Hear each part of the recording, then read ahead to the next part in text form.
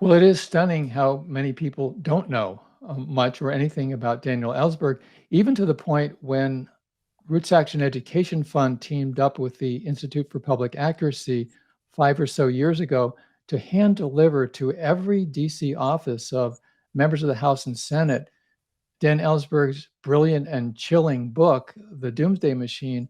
We had people who we met in those congressional offices who were not of the Daniel Ellsberg generation or the generation that came after it, but people in their 20s and 30s whose minds and countenances were blank when Dan Ellsberg's name was brought up. And I would ask, are you familiar with Daniel Ellsberg? And all too often the answer was no. So that speaks to the mass media, it speaks to our so-called educational system.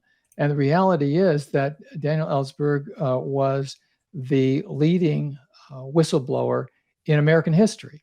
And because he was willing to release the Pentagon Papers in 1971 at risk of more than 100 years sentence to go to prison, he heroically informed the American people and the world with documents that four presidents through the Johnson administration had consistently lied publicly about the Vietnam War, reasons for it, and how it was being conducted.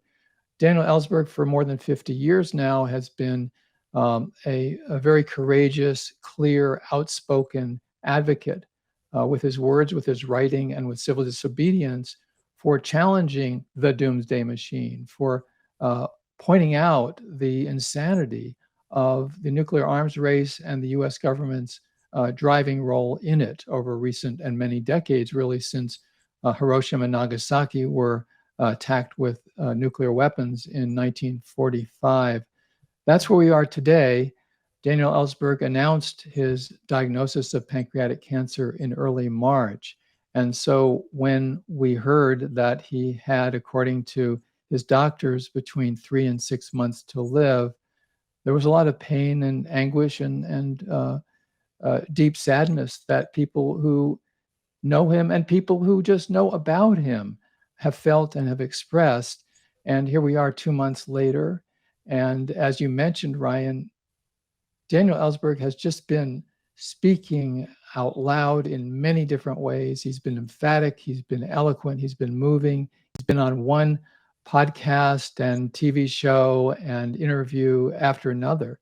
And that's really, in a way, consistent with the notion, the idea that some people have expressed over the years that we live as we die, and we die as we lived. And the spirit that Daniel Ellsberg has brought forward is, with us always.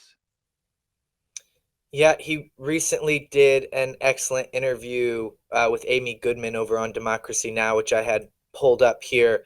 And there was a really great quote I pulled from it to post. And I think it's true, and it's something that everyone needs to think about, people in positions of power. He said, if I were asked what regrets I have today, that they would have to do with doing a job I was asked to do that I knew was wrong for the country, and I did it to the best of my ability. The water was carried on by people who acted like that. I think that's just something to remember, whether it's police officers or the military or people making weapons. You're carrying the water for things that are not good, and it's up to individuals can really break that cycle and can really make a difference with their voices if they use them.